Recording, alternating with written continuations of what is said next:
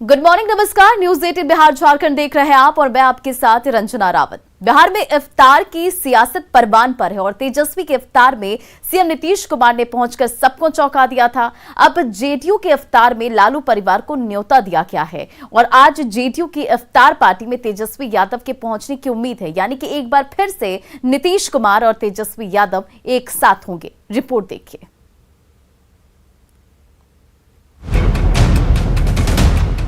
पिछले शुक्रवार की ये तस्वीर भला कौन भूल सकता है। 5 साल बाद पैदल चलते हुए नीतीश कुमार लालू राबड़ी आवास पहुंचे थे। मौका था तेजस्वी के दावते इफ्तार का।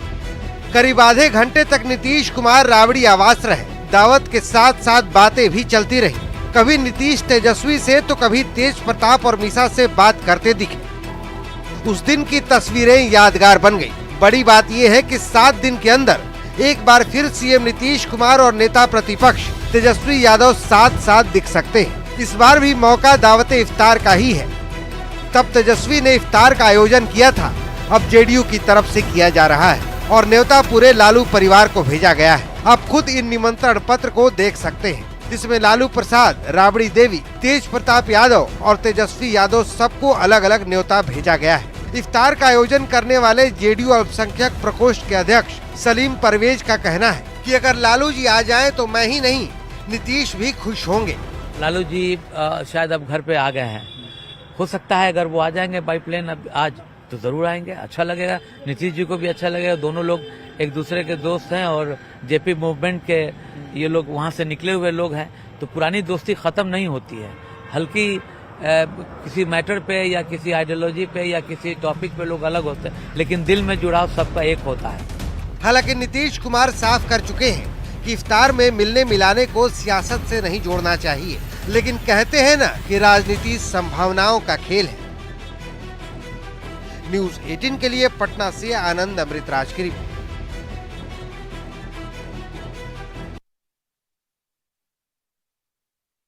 जेडीयू के युवा महानगर अध्यक्ष रामराज के साथ तेज प्रताप यादव के मारपीट के मामले में आरजेडी प्रदेश अध्यक्ष जगदानंद सिंह ने लाचारगी जाहिर की है। जगदानंद सिंह ने कहा कि तेज प्रताप यादव पर कार्रवाई करना उनके हाथ में नहीं है। रिपोर्ट देखिए। तेज प्रताप का व्यवहार,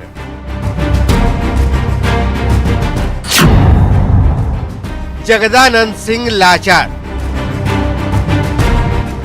जगदानंद सिंह आरजेडी का वो बड़ा चेहरा जिन्हें सिद्धांत का पक्का बताया जाता है। खुद जगदानंद सिंह नियम, कानून और संविधान की बड़ी बड़ी बातें करते हैं, लेकिन आजकल वही जगदानंद सिंह लाचार हो चुके हैं। लाचार है जगदा बाबू अपने ही विधायक से। लाचार है जगदानंद सिंह लालू के बड़े लाल के व्यवहार से। जगदानंद सिंह ने कैसे जताई है लाचारगी, खुद सुन लीजिए। आप क्या लगता है कि जगदानंद बाबू कोई कार्रवाई नहीं कर सकते? कौन नहीं कर सकता?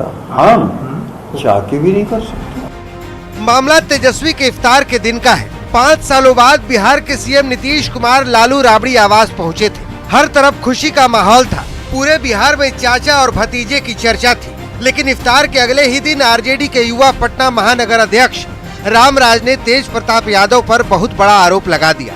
रामराज ने कहा कि इफ्तार वाले दिन तेज प्रताप ने उन्हें कमरे में बंद करके पीटा, गालियां दी और इस्तीफा देने को कहा। उसके बाद मैंने उनसे विनती किया कि भैया हमारी गलती क्या, गलतियां बताइए। उन्होंने एक भी गलती नहीं बताया। सिर्फ एक ही गलती बोला कि तुम्हारा एक ही गलती है कि तुम राष्ट्रीय जनता दल में रह के राजनीति नहीं कर सकते हो, तुम इस्तीफा दे दो, नहीं इस्तीफा देगा तुमको हम गोली मरवा देंगे। रामराज यादव ने आरजेडी के प्रदेश अध्यक्ष जगदानंद सिंह को अपना इस्तीफा सौंप दिया और इंसाफ की गुहार लगाई, लेकिन जगदानंद सिंह तेज प्रताप पर कार्रवाई करने में खुद को लाचार बता रहे हैं। जगदानंद सिंह का कहना है कि तेज प्रताप यादव विधायक हैं और उन पर कार्रवाई का अधिकार सिर्फ राष्ट्रीय अध्यक्ष को है। उन्होंने कार्रवाई की है एक माननीय सदस्य जो निर्वाचित हैं, और राष्ट्रीय जनता का संविधान कोई विषय विचार करके विवेकपूर्वक निर्णय करने का अधिकार राष्ट्रीय अध्यक्ष जी के सिवा किसी को नहीं दिया। हालांकि रामराज के आरोप को तेज प्रताप ने पूरी तरह से निराधार बताया है। तेज प्रताप ने कहा है कि आरजेडी के ही कुछ नेता उनके खिलाफ साजिश कर रहे हैं, इन्हीं लोगों ने रामराज को मोहरा बनाया है। तेज प्रताप ने लालू प्रसाद से मिलकर आरजेडी से इस्तीफे का भी ऐलान कर दिया। हालांकि राबड़ी देवी के हस्तक्षेप के बाद तेज प्रताप के तेवर थोड़े नरम पड़े हैं और वो अपने सरकारी आवास को छोड़कर राबड़ी देवी के आवास पर शिफ्ट हो चुके हैं। तेज प्रताप यादव हो, तेजस्वी यादव हो, राबड़ी देवी हो, लालू यादव जब एक घर में रहेंगे तो एक अच्छा मैसेज पहले से ही चला जाएगा और ये मैसेज चला भी गया है, क्योंकि कल देर रात राबड़ी देवी के आवास में तेज प्रताप भी आकर रहने लगे हैं और लालू यादव के आने के पहले पूरा परिवार में एकजुटता कई तरह के संकेत देगा और जाहिर सी बात है राजद के लिए भी बेहद उत्साह वाली खबर है। तेज प्रताप से जुड़ा ये कोई पहला विवाद नहीं है। अब सबकी नजर इस बात पर टिकी है कि इस ताजा विवाद के बीच तेज प्रताप के राबड़ी आवास में वापसी क्या गोल खिलाती है। न्यूज 18 के लिए पटना से रवि एस नारायण, आनंद अमृतराज और ऋतु रोहिणी की रिपोर्ट। और इधर जमुई के जंगल में नक्सलियों ने ऐसा जाल बिछाया था कि बड़ी तबाही हो सकती थी, लेकिन सुरक्षा बलों ने वक्त रहते लाल साजिश को नाकाम कर दिया। सुरक्षा बलों के इस कार्रवाई को बड़ी कामयाबी मानी जा रही है, क्योंकि केंद्रीय खुफिया विभाग ने नक्सली हमले को लेकर बड़ा अलर्ट जारी किया है।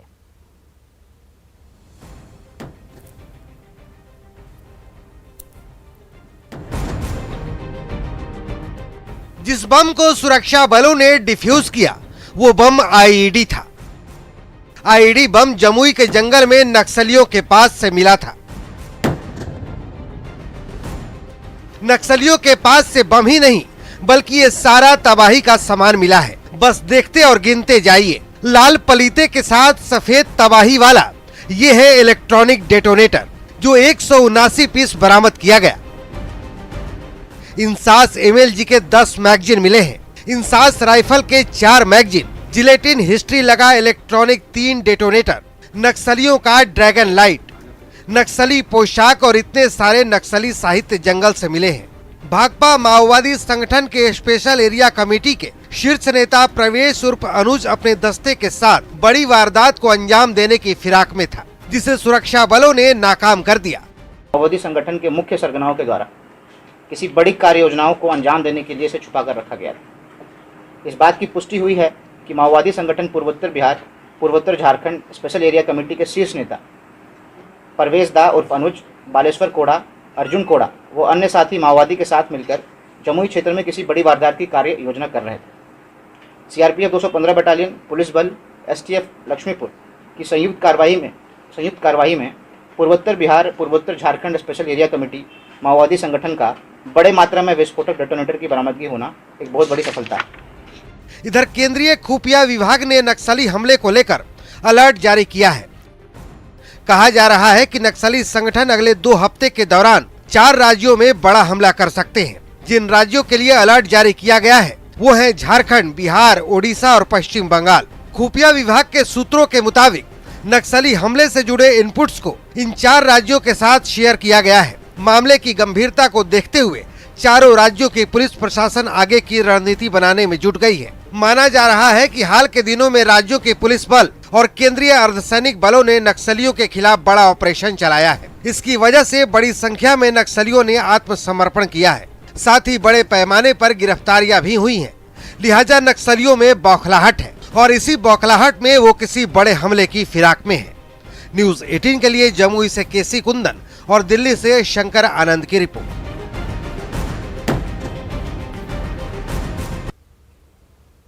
और अब बात बड़ी खबर की और बेगूसराय से बड़ी खबर, जहां सफापुर मुखिया को अपराधियों ने गोली मारी है। तो इस वक्त की बड़ी खबर समस्तीपुर से बाइक सवार अपराधियों ने अंधाधुंध फायरिंग की। नया गांव थाना क्षेत्र के सफापुर पंचायत की यह घटना बताई जा रही है। नवनिर्वाचित मुखिया अमित पासवान घर जा रहे थे, इसी वक्त बाइक सवार अपराधियों ने इस पूरी वारदात को अंजाम दिया। बड़ी खबर आपको बेगूसराय से बता रहे, मुखिया अमित पासवान को 4 गोलियां लगी है। पिस्टल लहराते हुए अपराधी मौके से फरार हो गए। इस पूरे मामले पर फिलहाल पुलिस छानबीन कर रही है।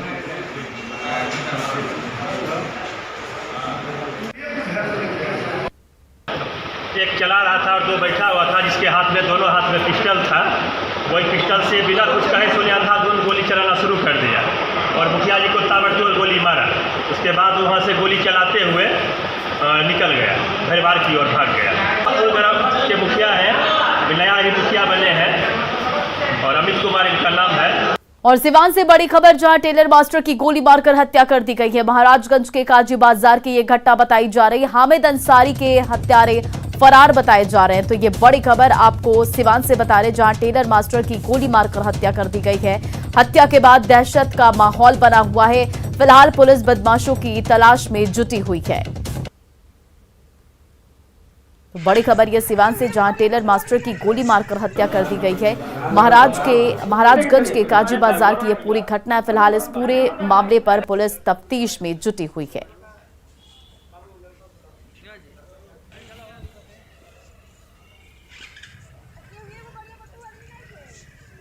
दुकान बंद कर रहे थे, हमारे भाई बंद कर रहे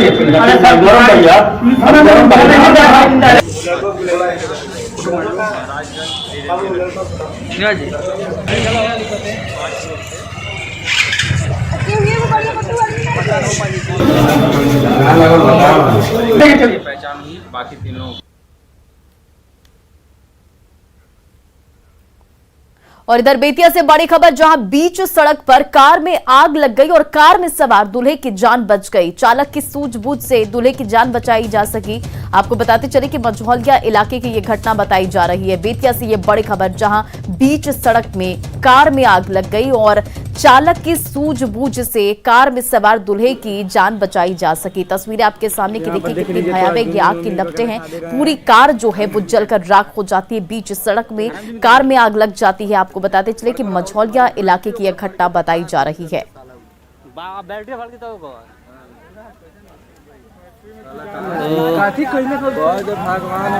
भगवान और पटना सिटी से बड़ी खबर, एक युवक की गोली मारकर हत्या कर दी गई। देर रात बदमाशों ने गोलीबारी की है और बाहरी बेगमपुर मोहल्ले की यह घटना बताई जा रही है। तो एक युवक की गोली मारकर हत्या कर दी गई है। पटना सिटी से यह बड़ी खबर आपको बता रहे, देर रात बदमाशों ने इस घटना को अंजाम दिया है। बाहरी बेगमपुर मोहल्ले की यह घटना बताई जा रही है और होटल में अजय कुमार गार्ड था। आपसी रंजिश में हत्या की आशंका जताई जा रही है। वहीं मृतक 5 महीने पहले जेल से छूटा था। फिलहाल इस पूरे मामले पर पुलिस लगातार छापेमारी कर रही है। यहाँ पर है ही अपडेट बजी भेजा जा रहा है। किस कारण मर्डर हुआ इसका कुछ अभी पता नहीं है। घटनाक्रम क्या था? हाँ, घटनाक्रम क्या था? कितनी गोली मारी गई? एक गोली लगी है, एक गोली लगी है। ये कहाँ पे गोली लगी? सर में गोली लगी है। डीजीपी एसके सिंघल ने साफ कहा कि जिन पुलिस पदाधिकारियों को राजधानी पटना में रहना है, उन्हें दिन रात मेहनत करनी होगी और जो लोग मेहनत नहीं कर पाएंगे उन्हें पटना जिले से हटा दिया जाएगा। डीजीपी दीघा थाने का औचक निरीक्षण करने पहुंचे थे। उन्होंने पेंडिंग मामलों के साथ ही थाने में पुलिसकर्मियों के रहने की व्यवस्था का बारीकी से निरीक्षण किया और डीजीपी ने कहा कि हर पुलिस पदाधिकारी को अपराधियों को पकड़ने का टारगेट दिया गया है और जो भी इसमें सफल नहीं होंगे उन्हें चलता कर दिया जाएगा।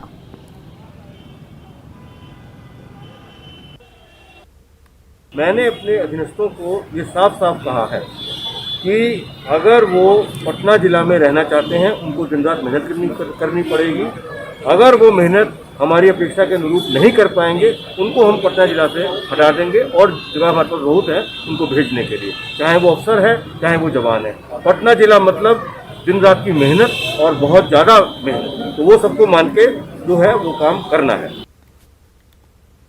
विश्व के सबसे ऊंचे विराट रामायण मंदिर का निर्माण 3 मई से शुरू होगा। मंदिर पूर्वी चंपारण की केसरिया में बनाया जा रहा है, जिसकी ऊंचाई 270 फीट होगी और इस मंदिर परिसर में विश्व का सबसे बड़ा शिवलिंग भी स्थापित होगा। मंदिर के निर्माण में 2.5 साल का वक्त लग सकता है और मंदिर स्थल के निरीक्षण के लिए धार्मिक न्यास बोर्ड के पूर्व अध्यक्ष किशोर कुणाल केचवलिया गांव पहुंचे और जहां उन्होंने स्थानीय समिति के सदस्यों के साथ बैठक की।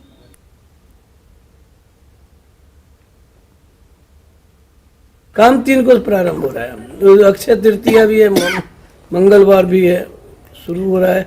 उस समय से लेकर के जानकी नवमी है 10 तारीख को सर, उस समय तक मैं यहीं पर हूँ। ये 2.5 साल में स्ट्रक्चर बनना चाहिए। इस बीच में हम लोग चाहेंगे कि यह शिव जी भी स्थापित हो जाए और एक फ्लोर बन जाए।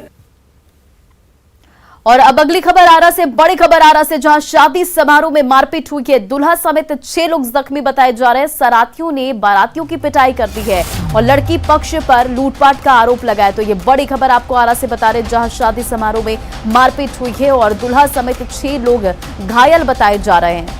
सरातियों ने बारातियों की पिटाई की है और लड़की पक्ष पर लूटपाट का आरोप भी लगा है। जगदीशपुर के कौरा गांव की यह घटना बताई जा रही है।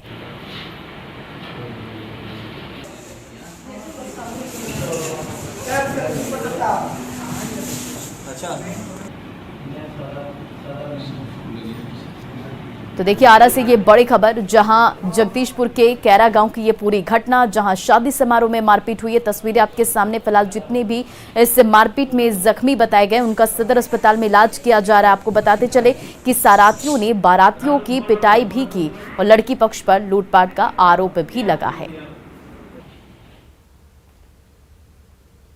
देश में प्राकृतिक खेती को बढ़ावा देने के लिए बड़ा प्रयास किया जा रहा है। गुरुवार को बख्तियारपुर से बीजेपी किसान मोर्चा की तरफ से इसकी शुरुआत की जाएगी। पद यात्रा के साथ इसकी शुरुआत होगी और इसके तहत किसानों को प्राकृतिक खेती का महत्व बताया जाएगा और प्रोत्साहित भी किया जाएगा। संकल्प को, इस आह्वान को जनव्यापी आंदोलन बनाएंगे और इसकी शुरुआत बिहार की राजधानी गंगा किनारे बसे पटना के बख्तियारपुर से, बख्तियारपुर के गयासपुर से और विधिपुर तक पैदल यात्रा और जनसभा के माध्यम से इस आंदोलन का हम लोग शुरुआत करने जा रहे हैं। और सिटी बसों में महिलाओं की सुरक्षा के लिए लगातार कोशिशें की जा रही हैं। परिवहन विभाग ने कंट्रोल एंड कमांड सिस्टम की शुरुआत की है। बसों में हर सीट के ऊपर एक बटन लगाया गया है। अगर किसी महिला को कोई परेशानी है तो बटन दबाने पर सायरन बजना शुरू हो जाता है, जिससे गाड़ी की लोकेशन और डिटेल्स का पता चलता है। कांड के बाद महिलाओं की सुरक्षा को लेकर के लगातार बातें कही जा रही थी। अब बिहार परिवहन विभाग ने एक नई पहल शुरू की है और एक ऐसी व्यवस्था शुरू की है ताकि जो महिलाएं हैं या तमाम जो लोग हैं जो सफ़र करते हैं गाड़ियों में वो सुरक्षित रह सके, उसे लेकर के कंट्रोल एंड कमांड सिस्टम का शुरुआत की गई है। और वो हर एक बसों में, बिहार सरकार के जो परिवहन विभाग की बसें हैं उसमें एक पैनिक बटन जो है वो लगाया गया है। और ये तस्वीरें देखिए, हम अभी एक ऐसे ही बस में खड़े हैं और ये ज़रा देखिए कि ये पैनिक बटन जो है वो हर एक सीट के बगल में आपको दिखाई पड़ेगा। और ये पैनिक बटन का इस्तेमाल कोई भी अगर सफ़र कर रहा है और अगर लगता है कि उसके साथ छेड़खानी हुई है या फिर किसी भी ढंग की परेशानी अगर होती है तो वो पैनिक बटन यहाँ से दबा सकता है। और जो परिवहन विभाग के कार्यालय में जो कंट्रोल एंड कमांड सिस्टम बना हुआ है वहाँ पे इस पैनिक बटन के दबाने के साथ ही जो गाड़ी है, किस रूट पे चल रही है, गाड़ी नंबर कितना है और फिर उस गाड़ी की रफ्तार क्या है, तमाम जो लोकेशंस है वहाँ पे जारी हो जाता है। वहाँ पे हूटर बजता है और वहाँ से फौरन एक्शन लिया जा सकता है। अगर लगता है कि किसी महिला के साथ कोई छेड़खानी हुई है, पुलिस को इत्तला करने की ज़रूरत है तो तत्काल पुलिस को भी इत्तला की जाएगी।